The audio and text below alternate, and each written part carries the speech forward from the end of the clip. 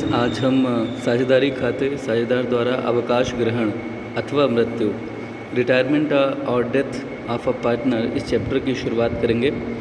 साझेदार अवकाश कब ग्रहण करता है? देखिए, साझेदारी अधिनियम 1932 की धारा 32 इस बारे में कहती है कि एक साझेदार अन्य सभी साझेदारों की सहमति से या साझेदारों से स्पष्ट समझौते से या स्पष्ट ठहराव के अनुसार अवकाश ग्रहण कर सकता है। यदि कोई साझेदार निम्नलिखित कारणों से स्वयं को फर्म से अलग करता है तो इसे फर्म को छोड़ना या अलग होना या अवकाश ग्रहण करना कहते हैं।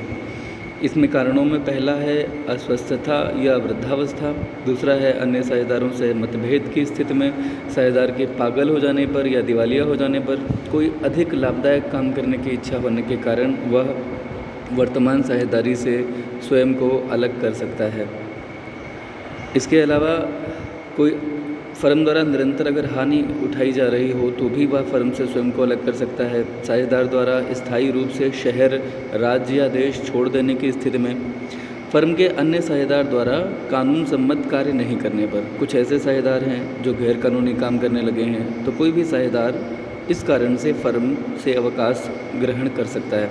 किसी अन्य कारण से भी जिससे वह फर्म में रहना उचित नहीं समझता है तो वह अवकाश ग्रहण कर सकता है। जब भी कोई साझेदार अवकाश ग्रहण करता है तो उस समय कुछ समस्याएं आती हैं, जैसे कि शेष साझेदार जो बचेंगे वो आपस में किस लाभ विभाजन अनुपात में लाभ हानि बांटेंगे और साथ ही साथ उनका लाभ प्राप्ति अनुपात क्या होगा, ख्याति की प्रविष्टियाँ कैसे करेंगे, संपत्तियों और दायित्वों का पुनर्मूल्यांकन करना होगा, संचय लाभों एवं हानियों का लेखांकन व्यवहार, अवकाश ग्रहण करने वाले साझेदार को भुगतान करना वगैरह, पूंजी खातों का लाभ विभाजन अनुपात में समायोजन, संयुक्त जीवन बीमा पॉलिसी का लेखांकन व्यवहार, नए लाभ विभाजन अनुपात की गणना। बिना किसी साझेदार के अवकाश ग्रहण करने पे अगर आप नए लाभ विभाजन अनुपात की गणना करना चाहें तो वो बहुत आसान है। ऐसे समझ लीजिए कि पुराने अनुपात के आधार पे अगर आपको नया लाभ विभाजन अनुपात निकालना हो तो आप कैसे निकालेंगे। देखिए, जो भी साझेदार चला जाता है, ऐसा मान लिया जाता है कि जो साझेदार अवकाश ग्रहण कर रहा है उसके हिस्से को बचे हुए साझेदार अपने पुराने अनुपात में बांट लेंगे। इसका आशय क्या हुआ, उदाहरण नंबर 1 से समझते हैं। ए बी सी ये 1/2, 1/3, 1/6 के अनुपात में लाभ हानि बांटते थे। बी अवकाश ग्रहण करेगा तो नया अनुपात क्या होगा, ज़रा सा देखते हैं सॉल्यूशन में। देखिए, हम यहाँ से देख सकते हैं कि बी के रिटायरमेंट पे जो उदाहरण नंबर 1 है उसका पहला पार्ट हम देख रहे हैं। यहाँ पे बी के रिटायरमेंट पे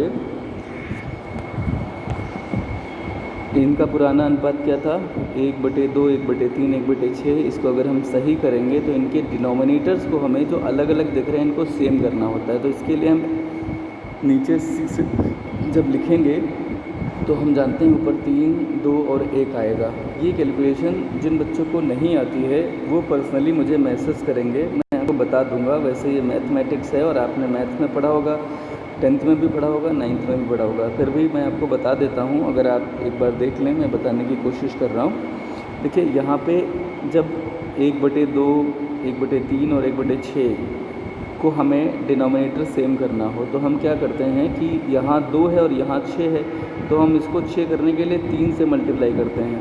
तो हम किसी भी भिन्न संख्या को जितना नीचे मल्टीप्लाई करते हैं उतना ही हमें ऊपर भी मल्टीप्लाई करना होगा। तो ये इस तरह से 3 × 1, 3 × 2 हो जाएगा। तो ये यहाँ पे 3/6 बनेगा। ठीक है, ये क्या बनेगा, 3/6। जो दूसरा है 1/3 वाला, इसको हमें ऊपर नीचे 2 से मल्टीप्लाई करना पड़ेगा। तो ये बनेगा क्या, 2/6, और ये तो 1/6 है ही। तो इस तरह से 3:2:1 ये बना और यही हमारा अनुपात हो गया। तो आप समझ लीजिए कि अगर बी रिटायर होगा तो जो न्यू रेशियो ए और बी के बीच में होगा, बी रिटायर होगा तो बी को आप सीधे सीधे एलिमिनेट कर दीजिए, तो बचा क्या, 3:1। तो ये 3:1 हो गया। ठीक है, ऐसे ही आपका सेकेंड पार्ट में भी समझाया गया है। सेकेंड पार्ट में इनका ये हिस्सा था और पी अवकाश ग्रहण करता है तो पहले आप इनके डिनोमिनेटर सेम कीजिए।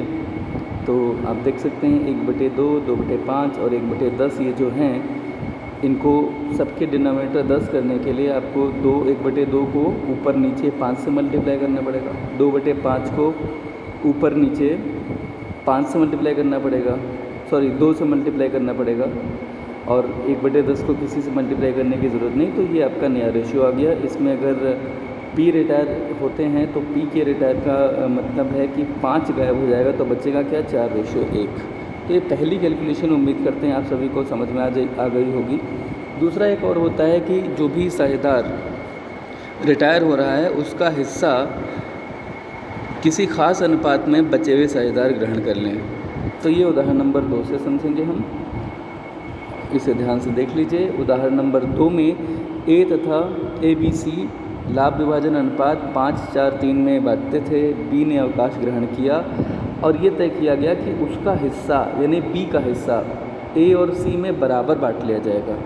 तो आप सभी लोग जानते हैं कि बराबर का मतलब होता है 1:1, है ना। जो ए और सी आपस में बांटेंगे, ये बी का हिस्से को आपस में 1:1 में बांटेंगे। तो हम सबसे पहले ये जानें कि ए बी के हिस्से से कितना प्राप्त करेगा। तो जाहिर सी बात है, अगर बराबर बांटेंगे तो आधा आधा लेंगे।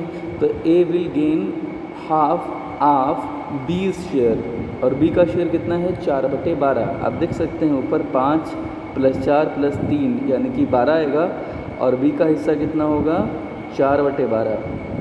तो ए बी के हिस्से से आधा पाएगा और वो कितना हो जाएगा, 2/12। इसी तरह से अगर आप सी का हिस्सा निकालना चाहें तो सी भी 4/12 का आधा पाएगा, तो वो भी उसको 2/12 मिलेगा। ए का हिस्सा पहले कितना था, 5/12, और ए जो बी से पा जाएगा वो है 2/12। इसे जोड़ लेंगे तो ए का नया हिस्सा क्या बनेगा, ए का नया हिस्सा बनेगा 7/12।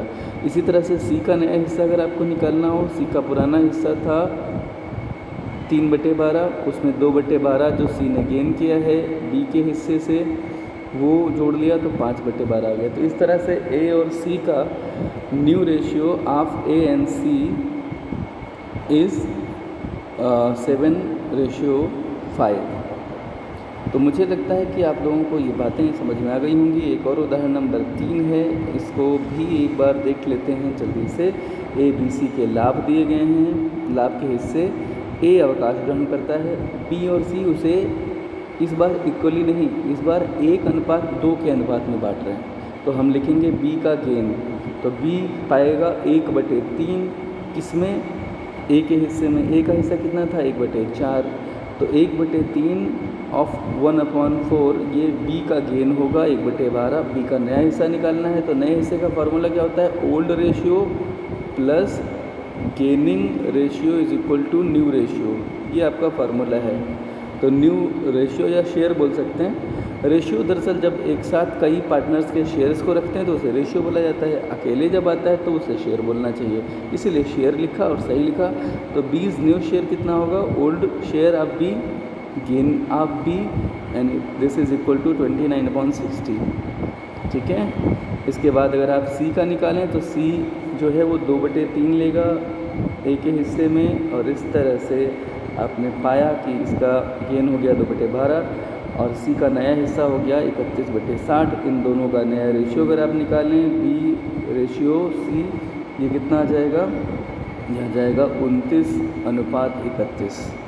तो ये रहा आपका न्यू रेशियो का कैलकुलेशन। इसी के साथ हमने लाभ प्राप्ति अनुपात भी अगर निकालना हो तो आपने देखा कि जैसे सी का गेन 2/12 है और जो ए का गेन था वो 1/12 था।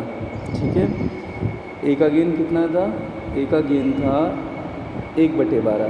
तो अगर इनका गेनिंग रेशियो निकालना है तो आप क्या लिखेंगे, आप लिखेंगे क्या, gaining ratio of B and C, वो क्या होगा, इसका 1/12 है और उसका 2/12 है, तो इनका गेनिंग रेशियो 1:2 हो जाएगा। यही गेनिंग रेशियो इन्होंने नीचे जो है कैलकुलेट करना। अब आपको बताया कि लाभ प्राप्त अनुपात क्या होता है। तो लाभ प्राप्त अनुपात का फार्मूला है gaining ratio is equal to new ratio minus old ratio.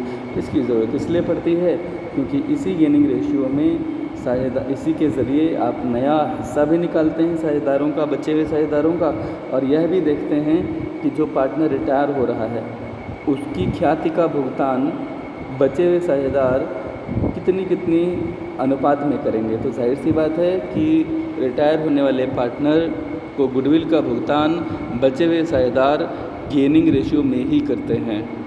ठीक है, तो आगे लाभ प्राप्त अनुपात की गणना कैसे होती है ये दिया गया है। जब नया लाभ विभाजन अनुपात ना दिया गया हो तब कैसे करेंगे, ये सारी चीज़ें हम पढ़ेंगे कल। अभी आज के लिए इंट्रोडक्टरी क्लास है, आज के लिए इतना ही।